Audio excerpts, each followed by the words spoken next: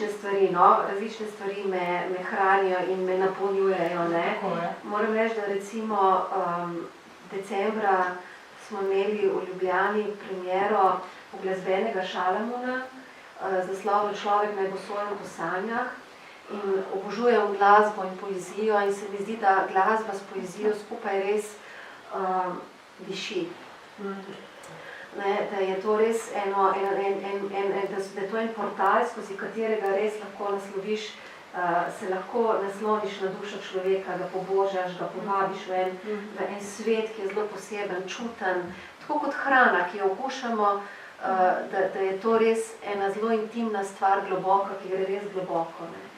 In poezija Tomaža Šalamuna, moram priznati, da sem tak človek takrat, kadar je kakšna histerija, okrog koga, ta je super, to moraš, jaz takrat odpovem. Jaz v vseh tistih imperativih ne grem bolj v to smer, počakam, da se histerija pomiri in to histerijo tega modernizma, ki ga mogoče nikoli nisem pravzaprav razumela, Tomaževega, ki je bila neke vrste provokacija, gobice in podobno, nisem nikoli tako spremljala kot zdaj. In ko sem se lotila tega zajetnega opusa Tomaža Šalamuna, moram res reči, da sem tako globoko zajadrala v ta svet, ki je tako aktualen, tako globok in tako poln svetlobe, kljub vsemu, da je oster, da s tem projektom, ki smo ga naredili, sploh skozi glasbo Andreja Marinčiča in Jasne Žitnik, mislim, da je to ena stvar, na katero sem v zadnjem obdobju zelo ponosna. In me zelo globoko napolni. Moram reči, da tudi ko nastopam s tem, da je to zame ena taka res hrana. S tem se tako res nahranim. Moram reči, da imam veliko srečo, res. Lahko sem hvaležna za to, da sem imela res dva prekrasna, imam še vedno mamo, moj oče že pokojni, prekrasne starše, ki so me v tem izraznosti, v tej umetnosti in tem strašno spodbujala. Oba sta velika idealista, nikakor ne materialista, to je bilo grozno, ker nismo imeli nikoli nič za jest, ko je bila čajna klobasa ali pa majoneza doma, to je bil največji žur, več samo neke navadne stvari. Ampak sta me vzgojila v eno neko skromnost in predvsem v to, da je to vrednota. In tle sta me res spodbujala. Tako da in še danes, moja mama je ena taka močna spodbojevalka, in ena taka vzornica, tako da dostikrat, in je prijatelj, je moj prijatelj, moja prijateljica, s katero se lahko res pogovorim, ko mi je zelo težko. Uteho najdem pri partnerju, ker je en krasen, ozemljen človek, kar je zelo lepo in je to ena vrednota, ki ni samoumevna, vsak odnos je treba negovati.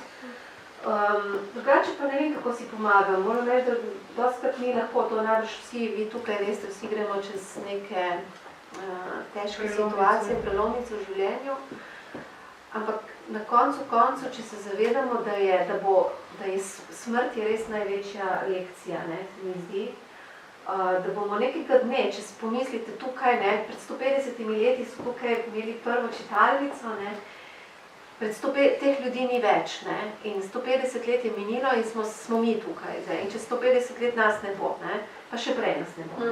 In zdaj, če človek to nekako dojame, da je ta minljivost, jaz tako gledam skozi to minljivost, da me ne bo, da 50 let, pa še 50 cihar me ne bo, dvomim.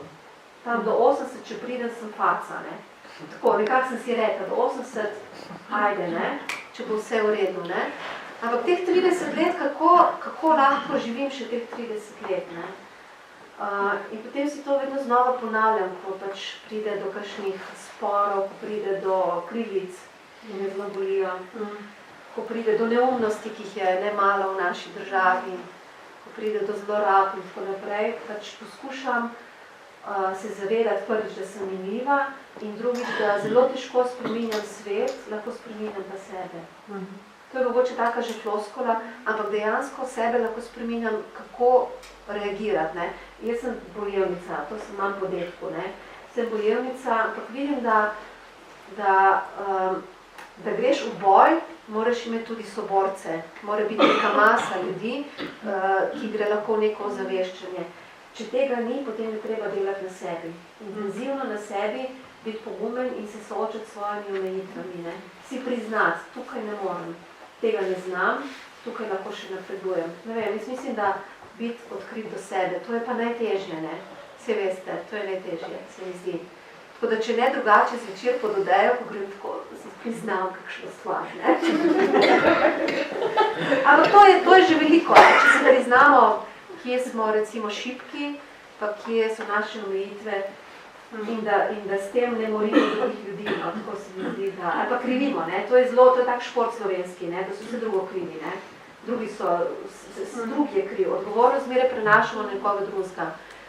Tlele poskušam, sem stroga do sebe, kar se tega tiče in poskušam, ne gre pa zmeraj, ne? Seveda, ker smo samo nekje.